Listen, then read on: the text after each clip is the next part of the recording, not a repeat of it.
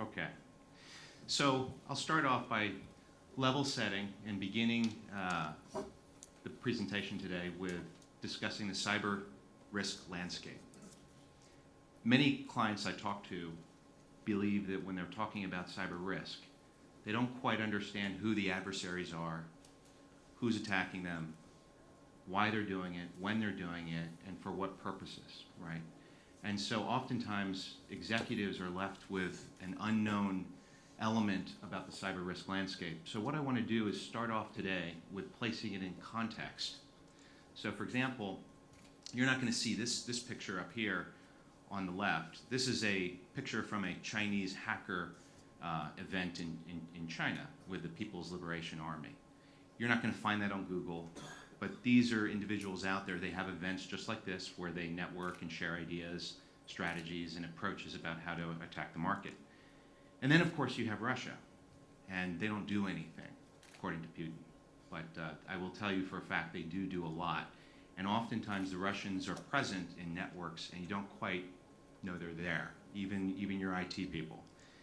Interestingly, U.S. Department of Defense came out about a week and a half ago and formalized the position of the NSA, or the Cyber Command. And they made it what they call a combatant command. And what that means is they're taking overt offensive actions in the cyber domain in this world. So they're now overt. They look at it as part of the battle space, so to speak. Then you have Mark Zuckerberg with Facebook, and they're collecting data and sharing it. And then, of course, you have this threat vector, my daughter. And my daughter, this is the expression she gives when she asks me, "Daddy, can I use your iPad?" And I say no. And then 2 hours later, I see she has it. And then this is your world, right? You guys network.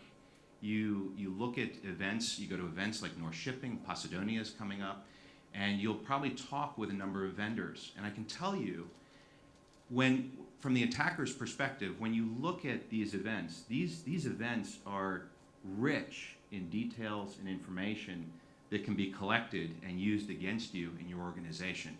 So when you look at the cyber threat landscape, you're looking at it from everywhere from my daughter to the U.S. Department of Defense and everything in between. And you guys are all in the middle of that. So what do we do?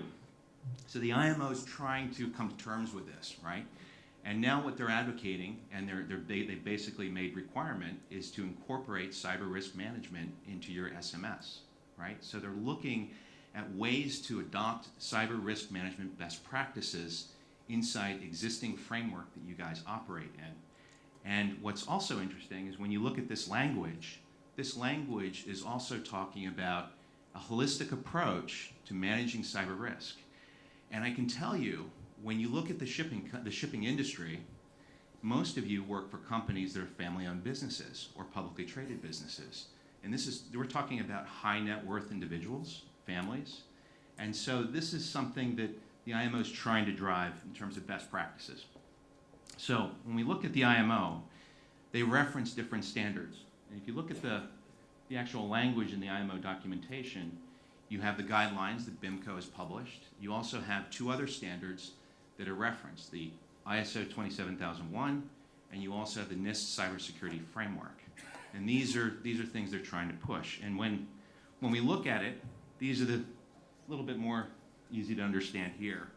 But when I say that the BIMCO guidelines, what's interesting is when you deconstruct the BIMCO cybersecurity guidelines, they're actually founded on three sets of standards: the NIST Cybersecurity Framework, the ISO 27001, and what's also called the Center for Internet Security's 20 Critical Controls. Now, what is this CIS 20 Critical Controls? The critical controls are basically lessons learned, and they are derived from successful attacks or defenses against the defense of attacks against organizations, and it represents a collaboration between government and industry.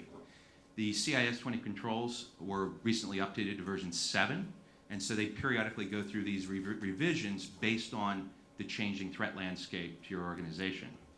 Now, the IMO is structured on the NIST Cybersecurity Framework. Why do I know this? Because when you look at the CSF, the cybersecurity framework on your left, that's how it's structured, and it's a direct mapping to the cybersecurity framework on the IMO side, okay? We're gonna have copies of these PowerPoints made available, right? Okay. So you'll be able to read through some of these in more detail. I don't want to go into too much in terms of reading off the slides. So what does the maritime cyber risk management from a guidelines and framework perspective look like to you all? What do you have to deal with? So when you look at this, and I'm a very visual person, so I like to see things rather than read things, and I think most people are like that. But when you look at it, you have the different standards and frameworks that you work off of. You also have things that you're already doing in your day-to-day activities that actually drive cyber risk management. Those can be found already in the ISPS code, the ISM, and for those of you who run tanker operations through TMSA, TMSA3, specifically element 13. And so there's a lot of overlap that exists in these different frameworks. And then of course, most of you, if not all of you, are beholden to the new GDPR requirements. So there's that as well. Now, let's see. Whoops, I'm going a little too fast. So when we talk to our customers, these are questions that are often asked of us. And what's interesting is when you read through these questions, there are common themes that come out, right? Where do I start? What do I invest in? How do I invest? How do I track the success of implementations and investments that I make? And most importantly, are the things that I'm implementing sustainable over time? And that's a big challenge because after 9/11 and after the implementation of the MTSA, the ISPS code, the ISPS code deals with tangible things. With cyber, again, it challenges people's concepts of space, time, context, attribution. Who's attacking me? Why are they doing it? When are they doing it? And how are they doing it?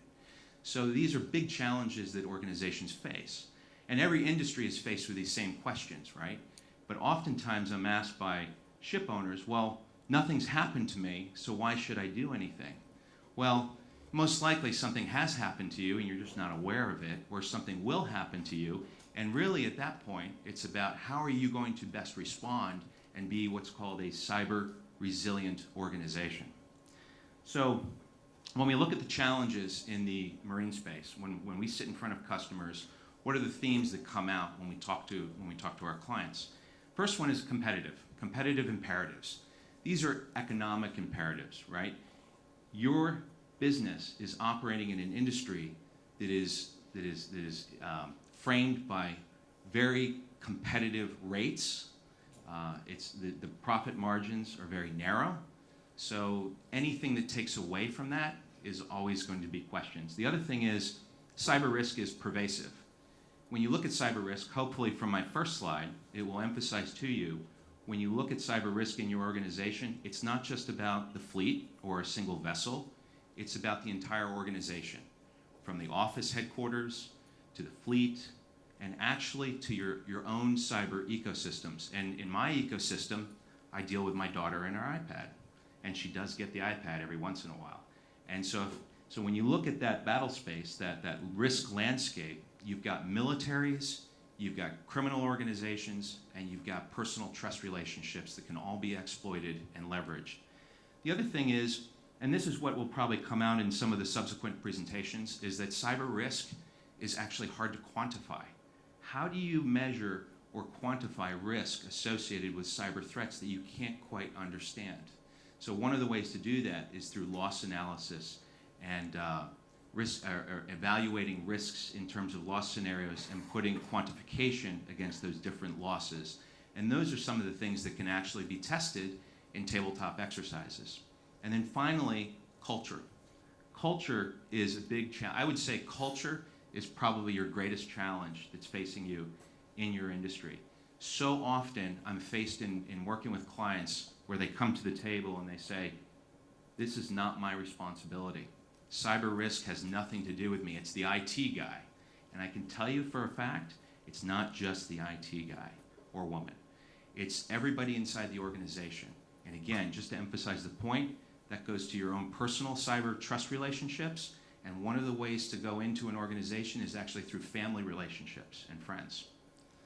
So one of the ways to deal with this is through trying to understand your cyber ecosystem's cybersecurity capability maturity. What are your capabilities as they are today? How do you invest against where the gaps are in your organizations? So one of the things that we advocate companies that are trying to understand where to start is actually to determine what their cybersecurity capability maturity is. And the way we do that is we can break it down into a number of different functional domains that you can then look at inside your organization. And again, when you look at these domains, you're not just looking at ICT, you're actually looking at things like commercial best practices, things like contractual clauses. If I have a vendor, say an ECDIS or a software provider, and they get hacked, you guys need to know about that. You need to be informed of where the potential risks are that can be introduced into your organization through those suppliers and vendor relationships. Everything from training as well. So I'm running out of time. And I can tell you also that companies are already doing this. A number of companies that we work with, we're collecting data in terms of, these are the trends that we're uncovering. One thing to be clear on, we don't share company-specific data with any third party. We're not Facebook, just to be clear. But we are finding trends. And some of these trends are actually apparent here. So you'll see that in the physical security domain, which is this one right here, this domain is often one of the strongest domains that we find exhibited by our clients. And again, physical security impacts cyber risk management. It affects your cyber ecosystem and your profile. So when you look at cybersecurity capability maturity analysis, what it does is it identifies the organizational gaps inside your business.